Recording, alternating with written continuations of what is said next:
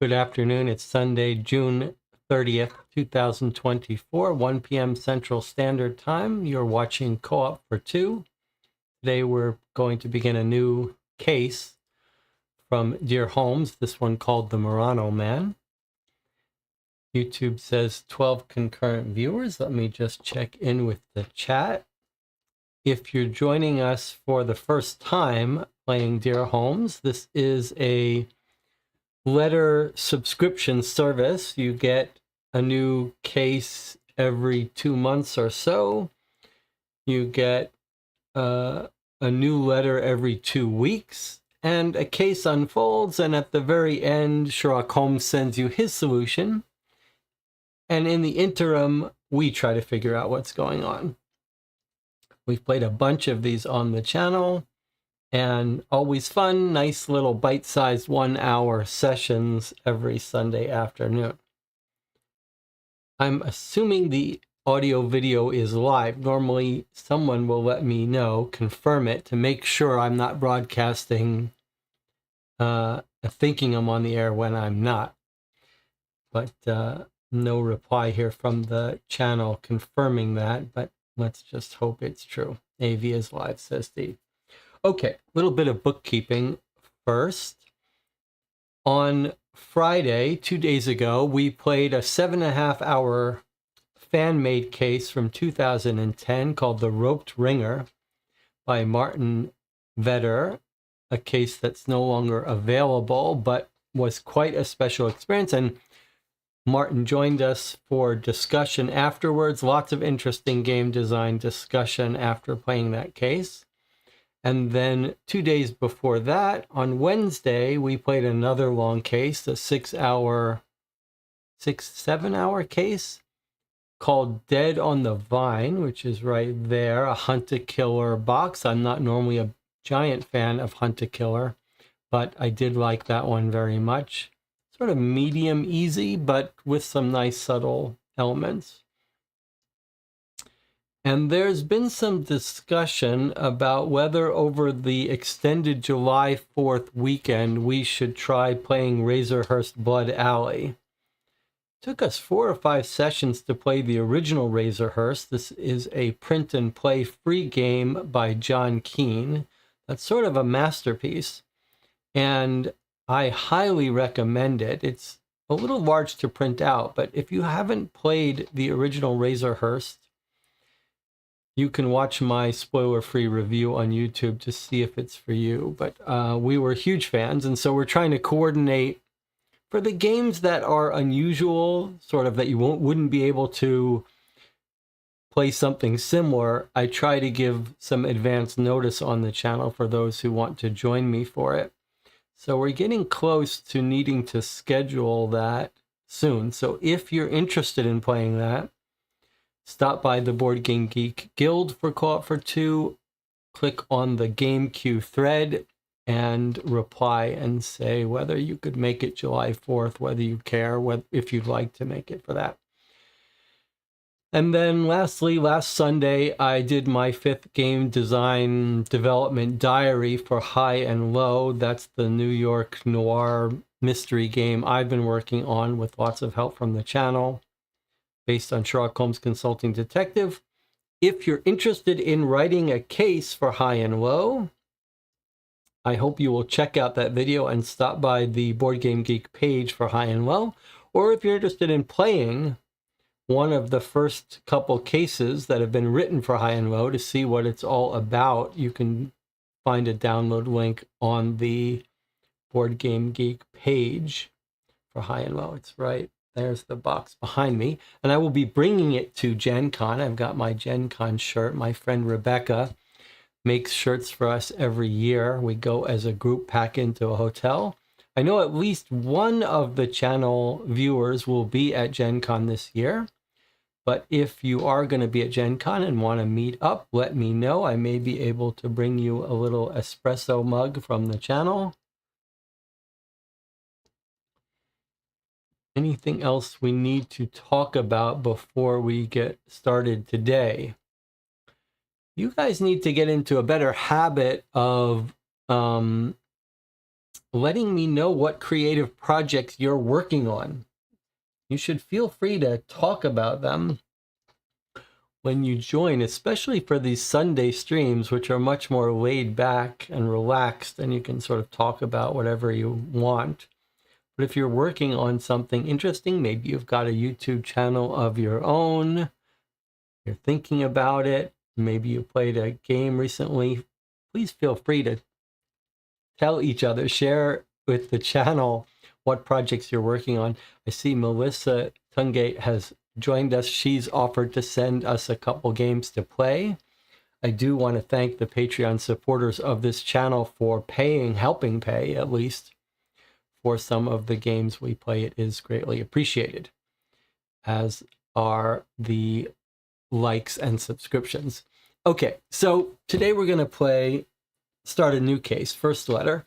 Now, I actually have all 4 letters from the case. This is the latest case from Dear Holmes, but because they've been irregular about sending out letters, we've been waiting to get them all before we play it, which is probably even good, because then people still have an incentive to subscribe to the service themselves, because if you do, you get these in advance.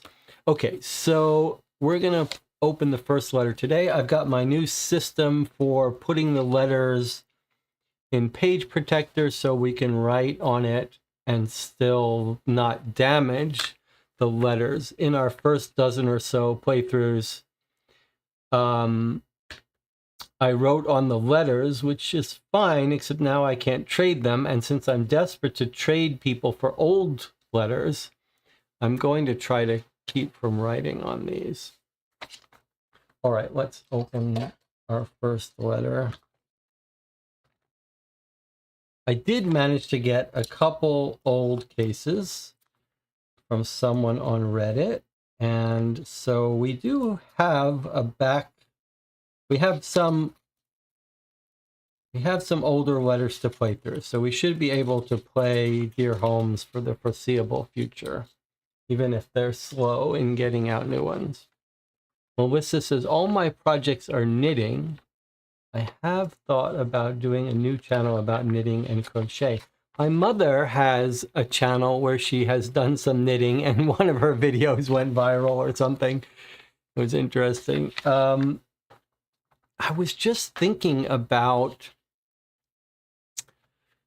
the demographics of mystery games, and I really wonder if anyone has a theory on this.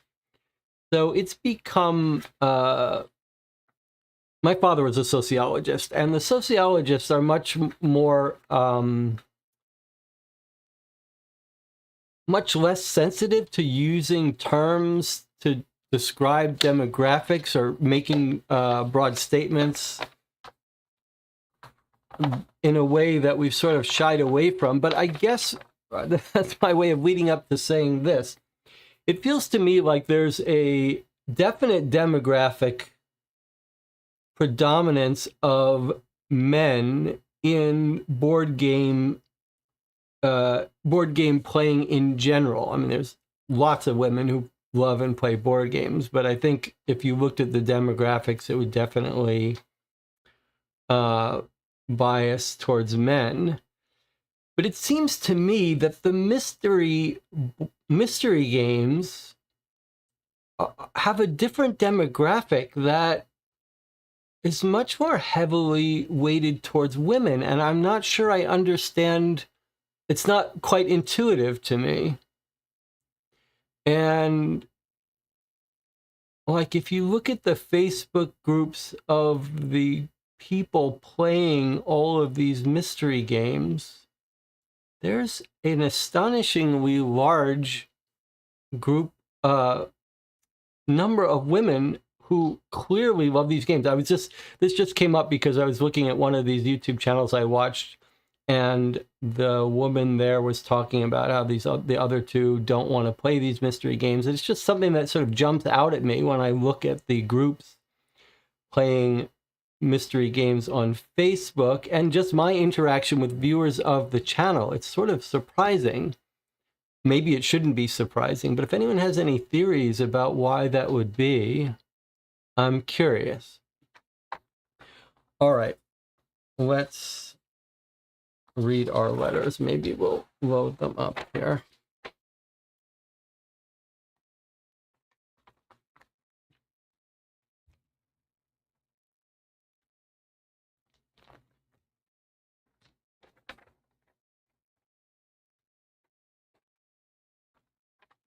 I mean, you might think that that's an uninteresting question for one whose answer can't have an answer, but I'm a little more curious about it than that.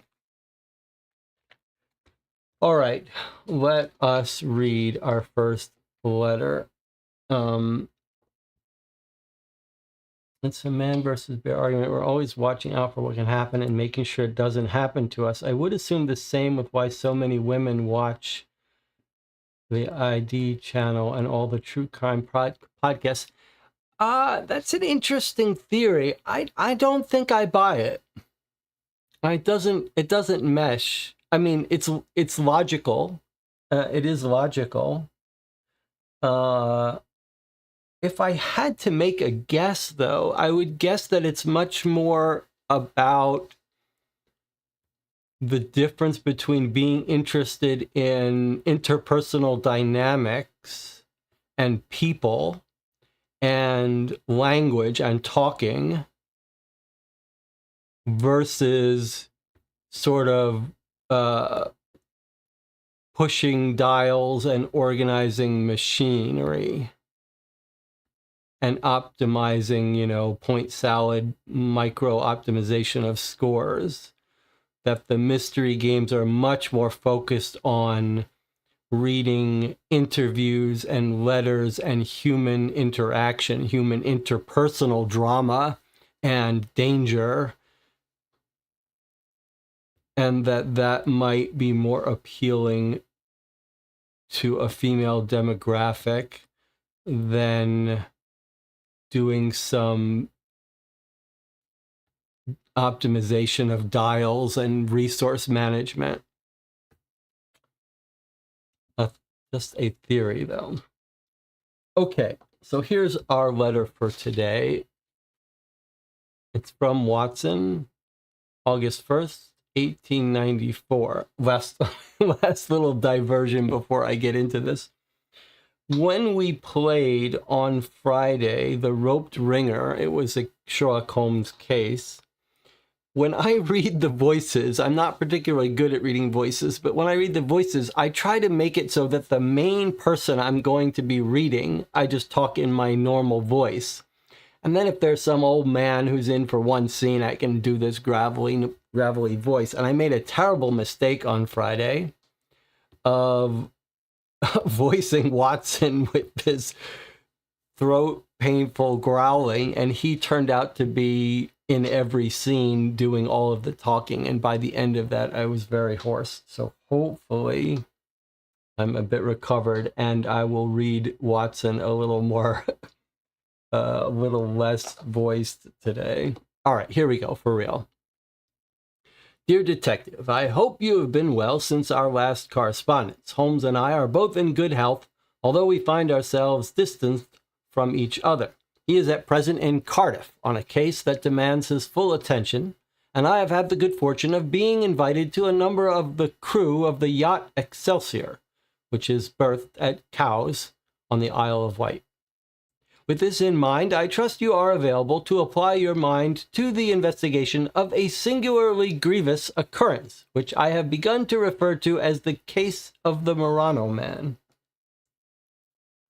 Knowledge of the ordeal arrived yesterday in a letter that brought forth strong memories. The faint scent of bergamot and oranges on the envelope, and the flourish in the writing of Holmes's name, together with the extraordinary long serif on the number 1 of our address, all indicated that this letter was written by the same man who sent us a missive some months ago, in February, the Italian ambassador, Count Ernesto Salvatore Emilio de Cagliari. Indeed, this letter had come from the Italian embassy in Grosvenor Square, and in it the Excellency briefly described the unforeseen death of a glassmaker, Alfonso Breccia, at his workplace in Clerkenwell.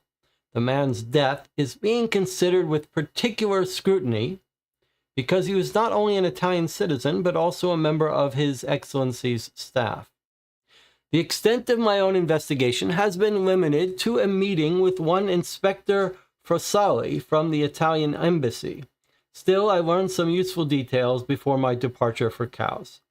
Should this case pique your interest, I will provide you with a copy of the letter I sent Holmes after this meeting. It includes a copy of the ambassador's letter within. And in the interim, I will ask that the inspector send any further correspondence to your address. Until then, I strongly urge you to seek answers to two initial queries. 1. Firstly, what are the circumstances of Signor Breccia's demise? Who committed this act of violence against the man, and why? Secondly, was the crime somehow related to the discreet work Breccia was carrying out for his government, or was he involved in some other perilous endeavor?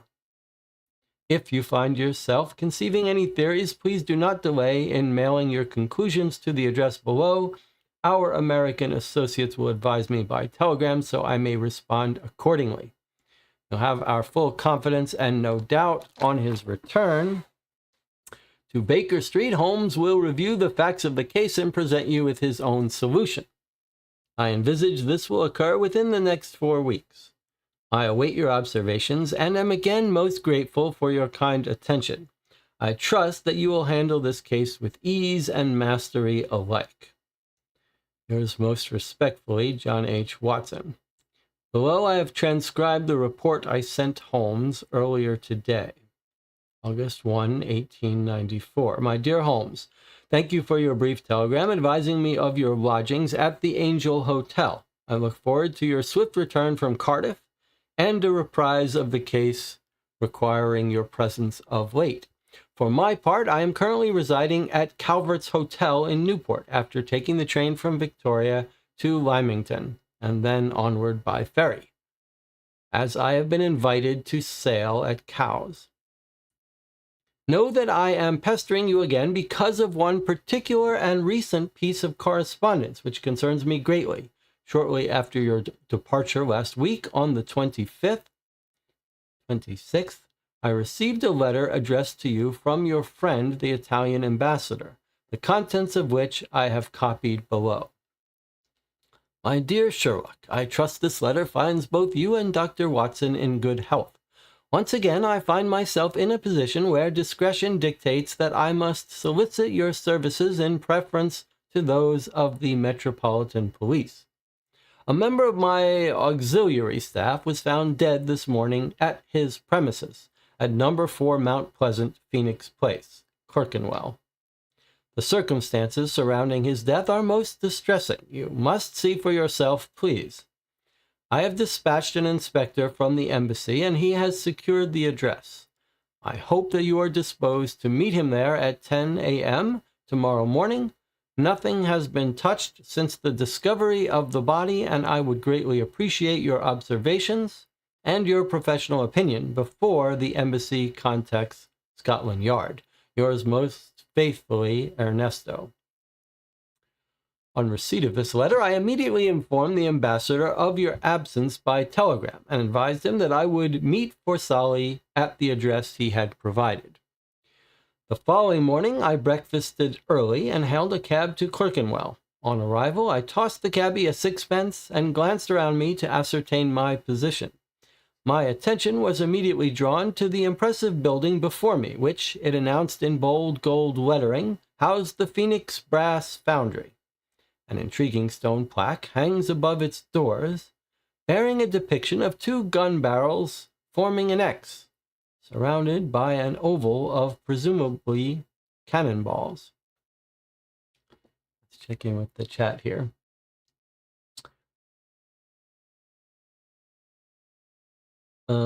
Discussion of my question about demographics. Marco says, I'm speculating, but I think women are more into reading books. I think this is something that could lead more easily to this kind of narrative game. I think that's right. again, more of a heavy bias predominance. I'm not sure what you would say. Reading seems to be more popular with women, so it does make sense these games are reading heavy.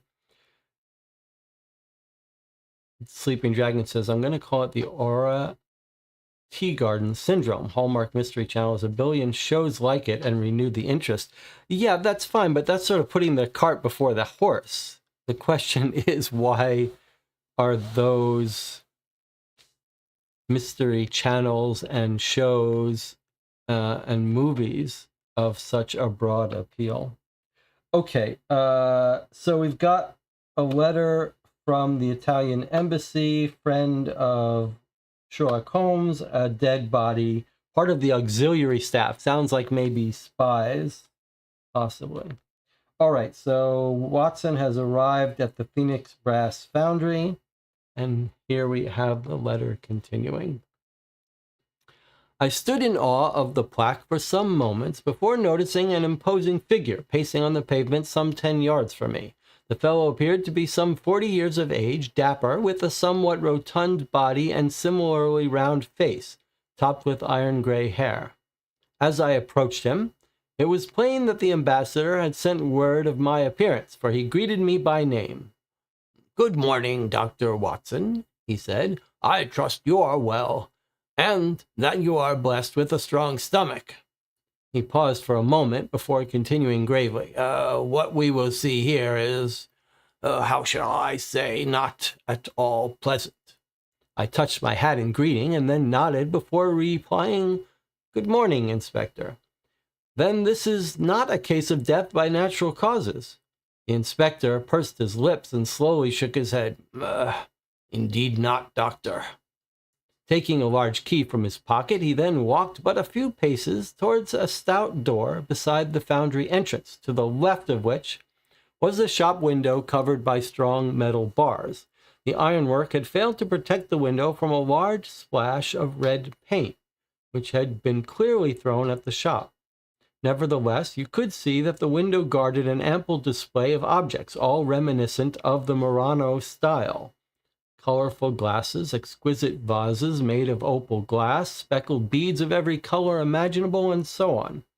Though hardly visible from outside, nearly everything was decorated with vivid floral patterns or large depictions of leaping fish and exotic birds. On entering the shop, I was immediately struck by the fetid air, an unmistakably noxious stench akin to that of a charnel house. It took my eyes a moment to acclimate to the gloom within, but once they did so, we proceeded towards the shop counter, behind which stood shelves hosting more colorful glassware. I stood observing these objects as the inspector latched the shop door behind us, and then turned towards me, beckoning me to follow him to the back of the shop. I followed him to a doorway where he stopped and took a silver match case from his waistcoat pocket. He struck a Vesta, and this he used to light a pair of gas lights on the wall above a wooden workbench, which ran the length of one side of the workshop. We progressed alongside the workbench, the smell of decay increasing with every step, and as the lights hissed and sputtered into life, I could see a figure by their meager light. Only then did the inspector finally speak again. He said only 2 words. "Alfonso Breccia." The man was seated before the workbench, bound tightly to a chair, with his head slumped against his chest. Before him, on the bench, was an assortment of tools. These, I noted, include large shears, calipers, tongs, and rounded iron bars, several of which were blood-stained to varying degrees. After some moments, Frazoli held out his hand toward the body, saying, "Alphonse was a very brave man, credit to our nation. He was my friend." Giving a single nod, I moved closer to examine the bound figure. But even with the gas lights, the room was indeed dim. Thus, I opened the dusty curtain covering a small side window and allowed sunlight into the room, and in doing so, I realized the extent of the injuries on the body before us. My hand went to my mouth as if compelled by nature itself. Before me was a man of some 30 years, who, before this cruel attack, had once perhaps been a handsome fellow. Seated as he was, I observed that both his wrists and forearms had been tied to the arms of the wooden chair, and that the first and third fingers on his left hand were absent. I was able to examine the body thoroughly using the glass from my overcoat pocket, but discovered nothing significant beyond the plain facts: large amounts of bruising and swelling on the body, and a wound indicating that Breccia suffered one likely final savage blow to the head. Upon the workbench was a Bunsen burner, and beside it were neatly laid out various hand tools, which I assumed the victim had used to form molten glass. Next to those tools stood a large rack containing long hollow pipes with a mouthpiece at one end. At the back of the bench was a slim varnished wooden case with a brass clasp. Inside of it were a set of blue-steeled tuning forks, each one marked with a musical note. There were also some sketches, presumably of the man's ongoing work, scattered across the bench and its environs. But the object that drew my attention most was the most bloodied, a gargantuan pair of shears, whose work I surmise Frossali and I witnessed the results of. Beneath the bench were a series of cupboards and shelves, which contained both colorless and vividly colored glass rods. To one side of the cupboards there was a large metal bucket holding some glass shards and curious amorphous bits of waste glass, and beside this were two wooden cases that had previously held bottles of wine. Both cases had names stenciled upon them, presumably indicating they originated from local wine merchants, one from L. Fratelli and the other from C. Lombardi. What first intrigued me about this sight was that within the cases were several fragments of strangely elongated, thin tubular glass.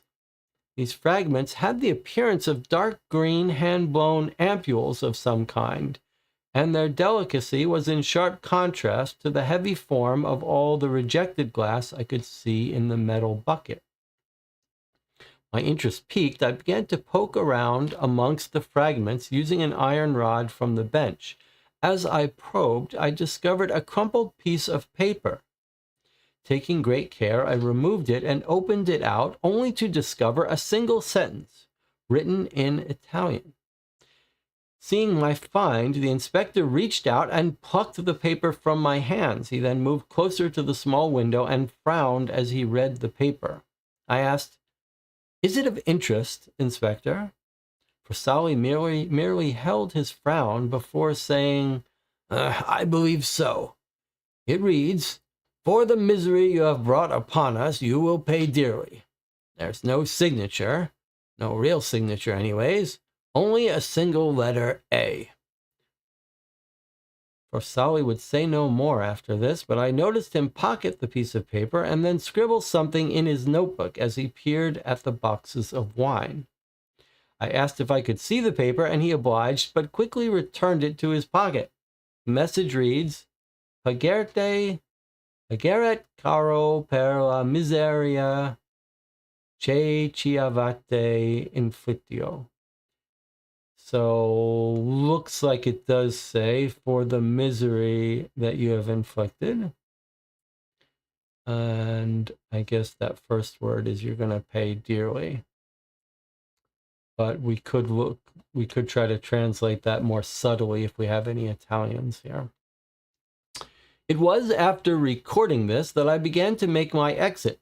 However, as I glanced round the rest of the workshop, I observed another door on the far wall and thought to inquire about it. I asked, "Where does that lead, Inspector?" Frossali tilted his head slightly, saying, "It is direct access to the foundry next door. Alfonso rented a small furnace from them for his glasswork. But do not concern yourself, Doctor." He paused. Then I realized I expected further detail. "The door," he went on, "was secured from the inside when I found the body, but you can You can see for yourself. I certainly will not stop you." Thus I walked towards it and found that it was, as he said, locked. Ever curious, I still chose to turn the key which was at hand and try opening the door. I was immediately greeted by a blast of scorching air from a row of glowing furnaces, and the sight of a fellow clad in stout boots and a long leather apron. His hands were protected by well-worn leather gloves, and upon his head he wore a flat cap and round goggles with darkened glass. On seeing me, he approached, saying roughly, "You're not the bloke what works next door. What'd you want?" I touched my hat before replying, No, indeed I am not. I was just being curious." The man scowled, grunting out, "Well, don't be. It ain't safe here, see? I tells that Brecky a bloke to have a care, but he don't say nothing. Rude, I calls it. He'll come a cropper one day, he will." I nodded in thanks for the warning and hastily returned to the safety of the workshop, securing the door behind me. A little chastened, but now satisfied, I then asked the inspector, what was Breckia's role while working for the embassy? Rosali's brow furrowed, and he hesitated for a moment before replying, His Excellency, the ambassador, has instructed me to talk freely before you, so, well, I will say, Alfonso was an agent, a conduit, if you will, between political factions and very wealthy families with influence within our newly formed government.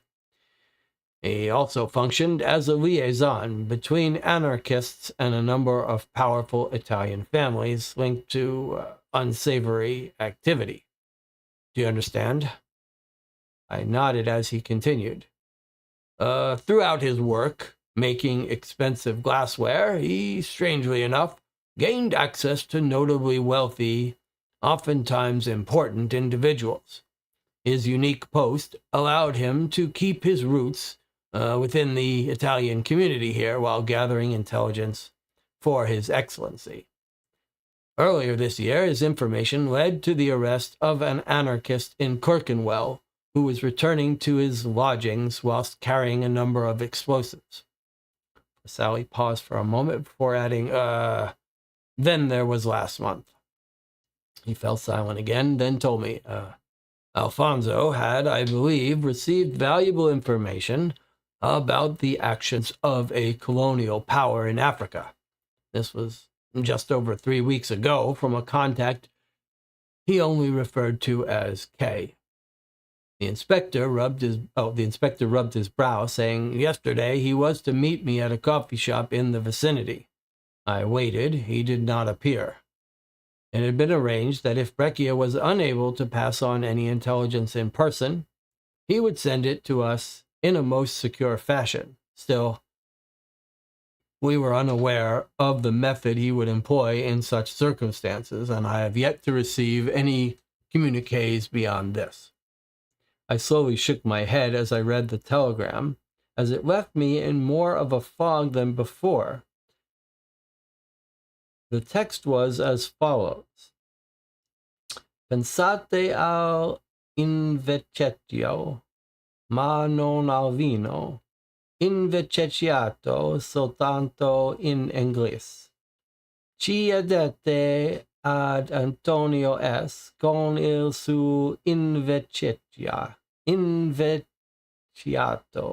il numero 294.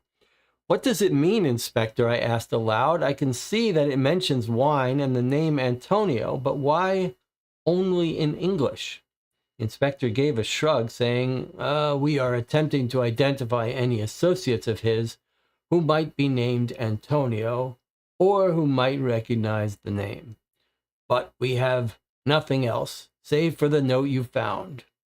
Alfonso had a passion for Italian wines. He had sent me a case from a local merchant on my birthday. The inspector grinned. It is a passion and a date we both shared, for we were both born on the same day. He paused and then went on. The wine merchants are where I will go next. I know you are expected elsewhere, and unable to accompany me, Dr. Watson. But if you have other questions, I'm glad to continue our conversation. Only let us go somewhere more pleasant than here. I agreed with the inspector, and he led me out into the street once more, whereupon he firmly locked the door to Breccia's shop. From there, we walked a small distance toward a tavern with the delightful name The Apple Tree.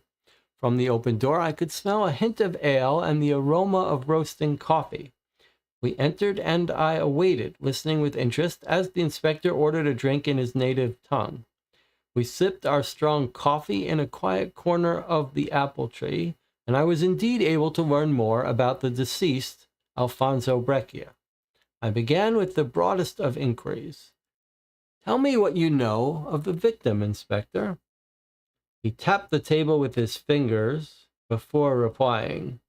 It's hard to know where to begin. Alfonso came from a military background prior to joining the ranks of the diplomatic service. About 7 years ago. His birthplace was the island of Murano, a place famous for its glass. In fact, before joining the army, he was an apprentice to an Italian family renowned for their impeccable glassware. As I recall, there were some years between his finishing the apprenticeship and joining the ranks that I will have to consult my files to refresh my memory. But I will have to consult my files. Inspector Frossali also noted that what I do remember is that during his time in the army, he rose swiftly. He was a captain in the artillery. So bright was his future that the diplomatic service offered him a position where he might serve his country in perhaps a more discreet manner. On saying this, I noticed a twinkle in the inspector's eye. He came to England a little over 2 years ago and set up his business in Clerkenwell, something he had long dreamed of. And of course, his apprenticeship in Murano had enabled him to produce exquisite glassware, which His Excellency promoted through displays of work at the embassy and through personal introductions. Yet it was a passer-by who happened to be in charge of so-called decorative elements at the Langham that truly led to Breccia's ascension as a premier artisan. That passer-by offered to display his work in the Langham's foyer and dining room, and within days of all that, all of London's wealthiest visitors were inquiring about Breccia glass. Brilliant, no? I smiled, but on taking my pocket watch from my waistcoat, I realized I had but an hour's time to return to Baker Street for my Gladstone, and then onwards to the Victoria Railway Station. Quickly finishing my coffee and taking a page from my notebook, I jotted down your address in Cardiff for Frossali, and with a hasty goodbye, I hurriedly out, hastened toward my upcoming sail with the Excelsior. I trust that Frossali will keep you abreast of his discoveries over the coming days, and will shortly entrust one of our best associates with the task of investigating on our behalf. Perhaps you will be disposed to offer some assistance as well. Kindest regards, Watson. Okay. So, the name should be something like Breccia, not Breccia, Breccia. Melissa says lots of information here. Invecchiato is seasoned or becoming old. Okay, yes, so lots of information. Let's see if we can't highlight anything that seems substantial. So he is clearly a spy. We're told explicitly eventually. He's working, but his cover is a glass blower, but he's become recently a very famous glass blower. And it looks like he was being tortured for information. Not punished, but tortured, it looks like. I mean, you cut off fingers and you tie someone down to get them to cough up information, not to punish them. If you just wanted to hurt them and kill them, you could do it more easily. Okay, and we're given some basic questions to answer. How was he killed? Who did it? Is this related to his spycraft? Okay. The ambassador has asked us to work on this, doesn't give us any real information that would help us. But Watson goes and visits the scene of the crime, which does. All right, so it's the Phoenix Brass Foundry with 2 barrels forming an X. So this foundry he's sharing a space next door to the foundry. That is interesting. All right, so this local inspector brings us in. He brings us in a, let's see what it says. A stout door beside the foundry entrance. So we've got the foundry entrance, and to the left of which we've got a separate door to this shop. The shop window is covered by metal bars, but someone has thrown red paint on the window. Why, we don't know. All right, Murano is where he apprenticed and got good at this style of making glass. He smells the body decaying here. It's dark. They have to light the glass. They eventually, in the back, find the body tied to a chair at the workbench. Okay. There's the tools. Looks like they tortured him using the glasswork tools. So glasswork, there's shears to cut the molten glass and all kinds of other stuff. And it looks like they probably used the tools on his workbench to torture him, to cut off his fingers. And various other tools they're using to torture him. Okay. And then 30 years old, handsome, etc. Okay. Now, they tie him to the chair. Watson doesn't find any particular evidence, bruising, swelling, and then they killed him with a blow to the head when they wanted to kill him. Okay. On the workbench, they also see a Bunsen burner and other tools for glass. Hollow pipes with mouthpiece. That's what you blow in the glass to expand it with air to make it larger. Blue steel tuning forks, each one marked with a musical note. Okay, so I don't know. That's where my knowledge of glass blowing comes to an end. I don't know of any use of tuning forks in glass blowing. Can someone shed some light on that? Is there certain things you blow with glass where you need tuning forks?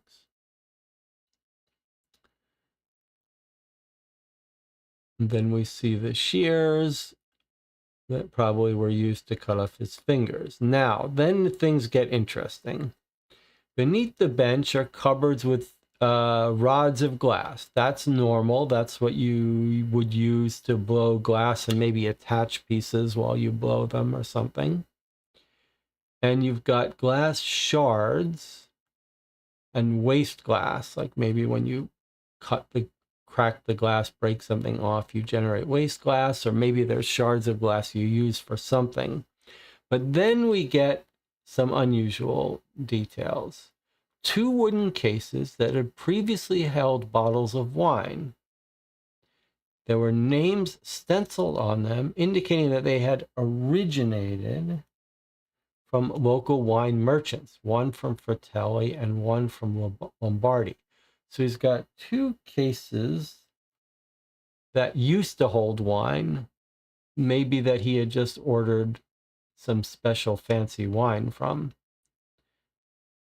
We're told he likes to drink wine, so maybe there's nothing special about that. But what was he using? He was using these cases for something else. Then he says, within the cases, so here he is using the cases for something else, several fragments of strangely elongated, thin tubular glass had appearance of dark green, hand-blown ampules of some kind, and their delicacy was in sharp contrast to the heavy form of the rejected glass. So either he's reusing these cases for wine, or these are contacts that are sending him secret messages in wine cases, pretending they're shipping him wine, but they're really sending him secret messages. Strangely elongated, thin, tubular glass. I wonder if this wouldn't be something that you would like put a message in, seal up, and then put it inside the wine. I wonder if our inspector's wine that he got as a gift is going to have the secret message lowered into the bottle of liquid and sealed up. That's like the long ampule. So that's I wonder if that's how he's not sending messages. He pokes around and he finds paper, crumpled up piece of paper. You could imagine if this guy was writing or someone was breaking in, he might have quickly taken the opportunity to write a note and shoved it there where it wouldn't be found. Single sentence written in Italian. And how does this guy translate it? For the misery you have brought upon us, you will pay dearly. No signature, but signed by A. For the misery you have brought upon us, you will pay dearly. Okay. So as he received a letter, as he received a message that says that, clearly not from these two, no A there. And there we have the original Italian in case we think there's something more subtle about it. Then Watson notices another door. And the inspector says, yeah, that's a door that goes directly into the foundry. So there's the foundry and the shop has a separate direct entrance into the foundry.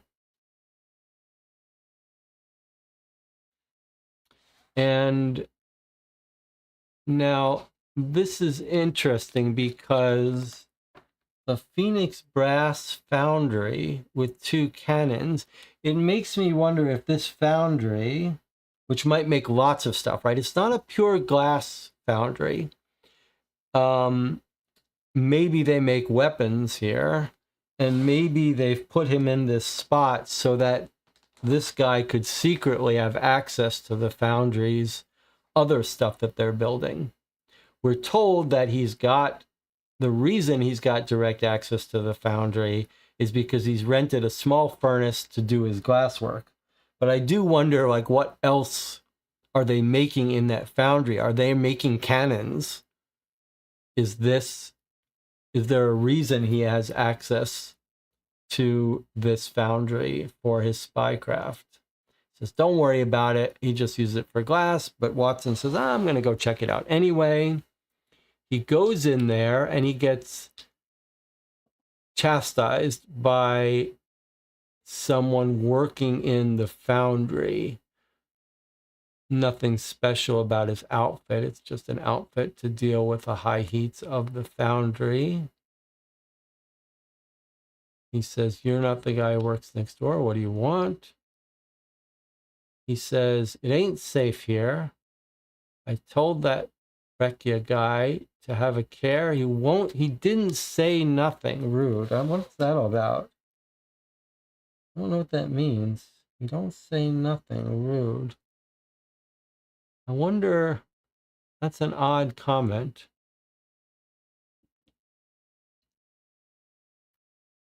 Then we ask, what does he do? And our guy is very sketchy about it. He just says, well, he was a spy. He says he was a conduit between political factions and wealthy families of influence within the government.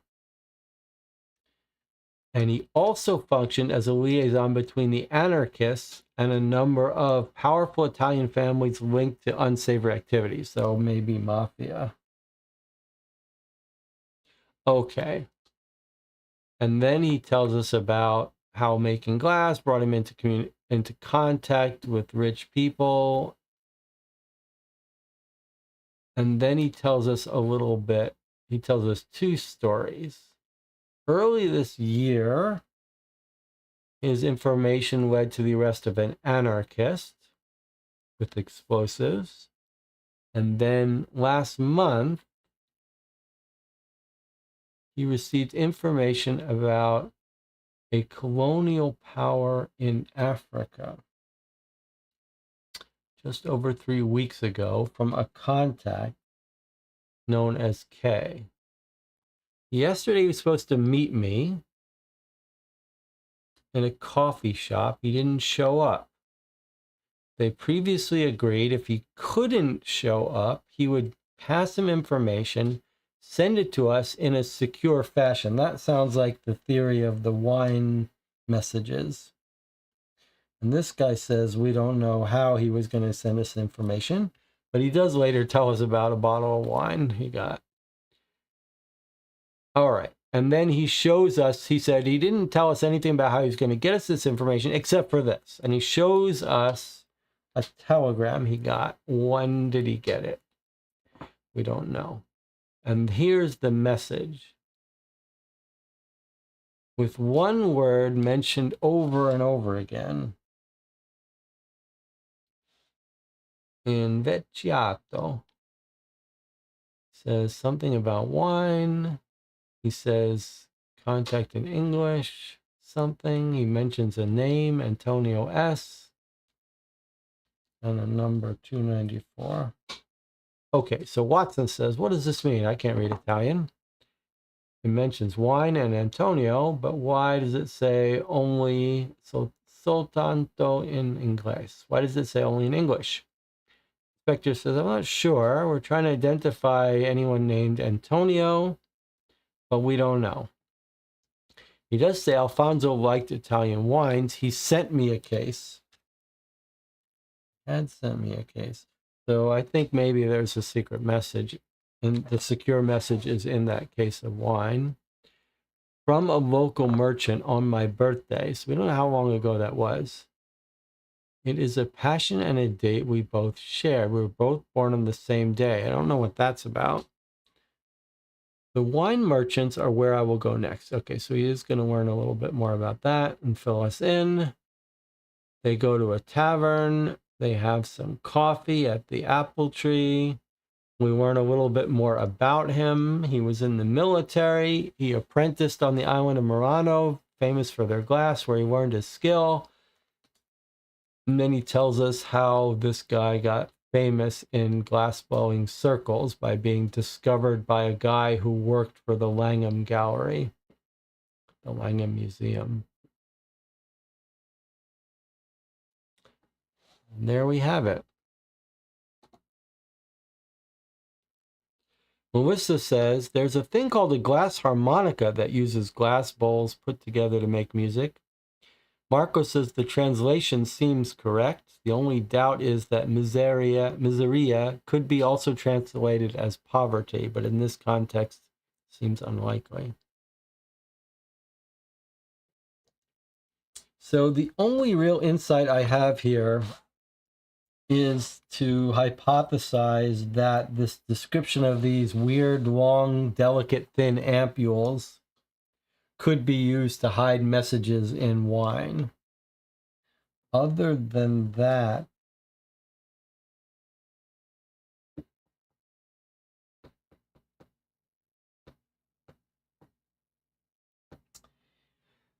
so he's a spy, he's been tortured for information, and he's got this secret message that he's crumpled up and put in this bin that says, for the misery you have brought upon us, you will pay dearly. signed A. So that could be a total red herring. It could be from the anarchists threatening to harm him. But again, the scene of this crime looks like a scene of torture for information, not punishment, whereas this is a threat that seems to be focused on punishment. But maybe that's being too subtle. Who knows how old this paper is?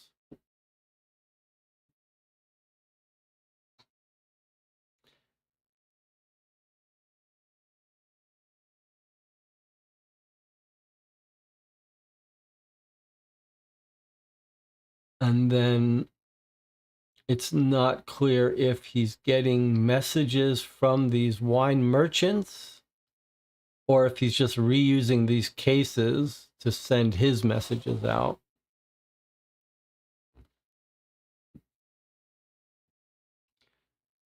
Received valuable information by the actions of a colonial power in Africa 3 weeks ago from a contact known as K. We don't know who that would be, but he was meant to hand over information. So it does feel like this is the more likely source of our thing. Okay, well, what is this? He doesn't give us a translation for this, does he? Okay, so this is the translation we'd like to get, because he doesn't fill us in on that. What does this say? Pensate al invecchiato, ma non al vino. Invecchiato soltanto in inglese. Chiedete ad Antonio S. con il suo invecchiato il numero 294. What does it say? Can someone translate that for us, please?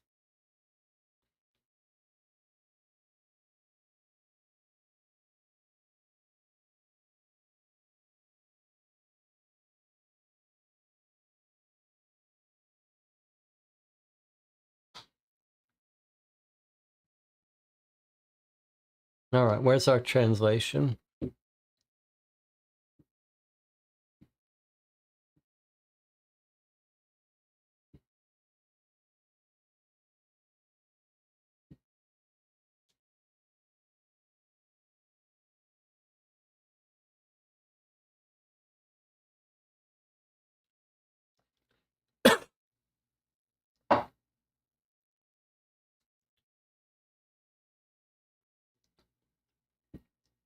Valuable wine because it's seasoned.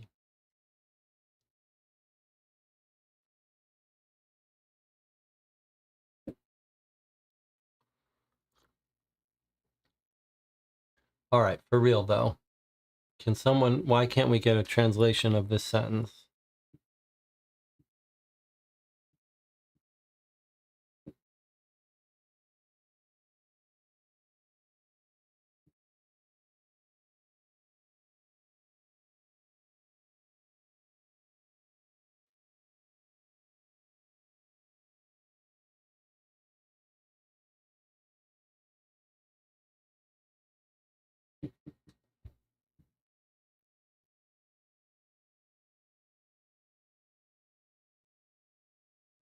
This channel is like 95% me in a good mood, and then maybe 1% me complaining that I'm being ill-served by the channel audience.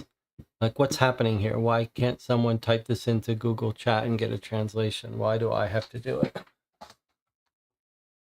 Okay. I guess I have to do it.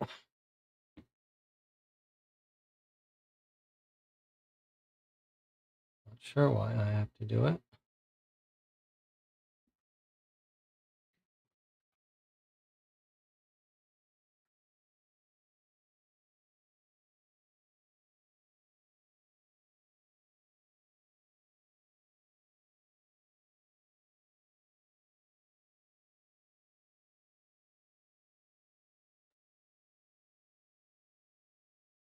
Marco says the translation says, think about the word invecchiato but in English. No, that's not right.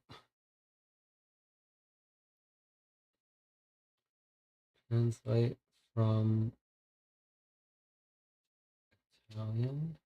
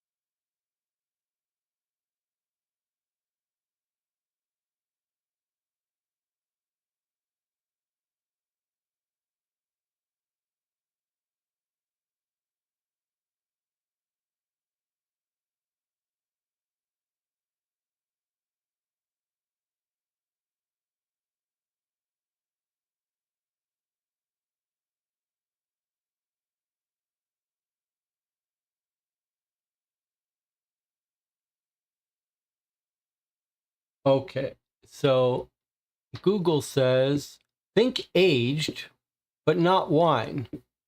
Only in English. Ask Antonio S. with his aged, the number 294.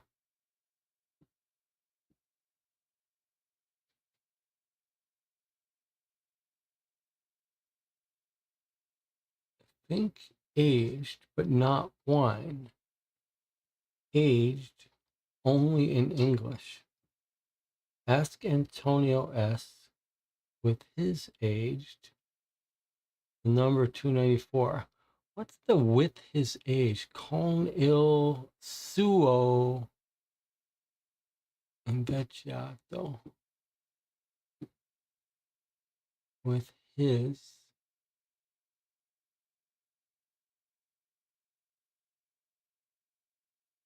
So it's like a little riddle.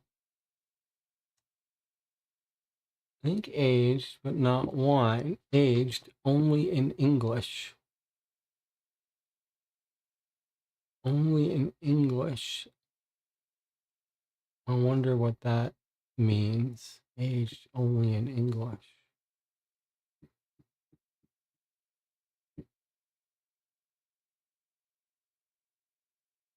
It's a little bit of a riddle here.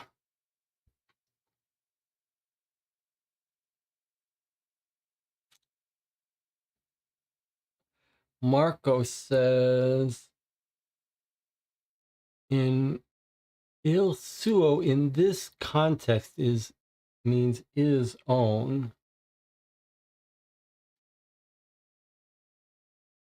His own aged, number 294.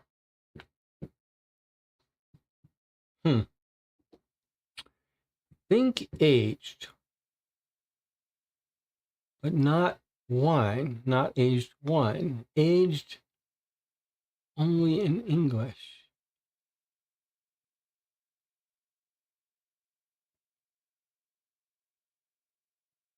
Ask Antonio S.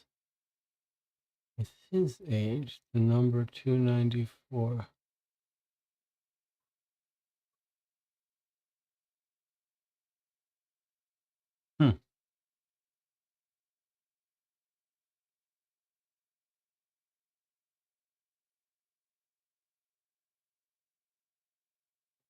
So don't think about something that's been aged, but not wine. Aged, but only in English. I'm not sure. A little bit of a riddle, but hopefully it'll make more sense as we get further along.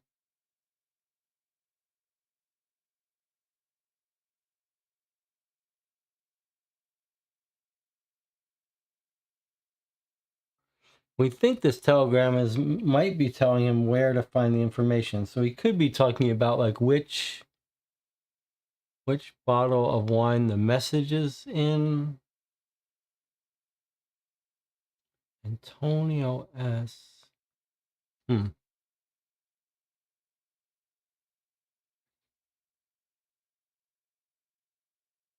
All right. Channel is coming up with some ideas made to look older.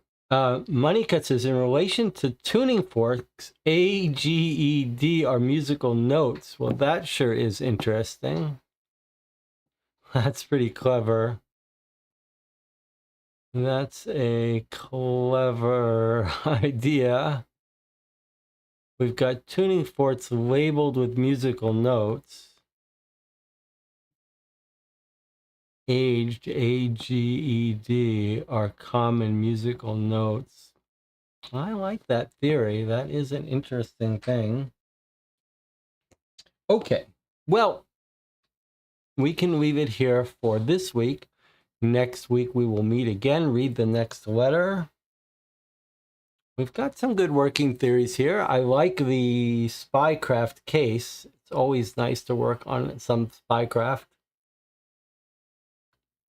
All right, a reminder to stop by the Board Game Geek Guild for this channel and let me know if July 4th weekend would be a good weekend to play Razorhurst Blood Alley, or if you don't care, then you could just skip that. I'll see you next time.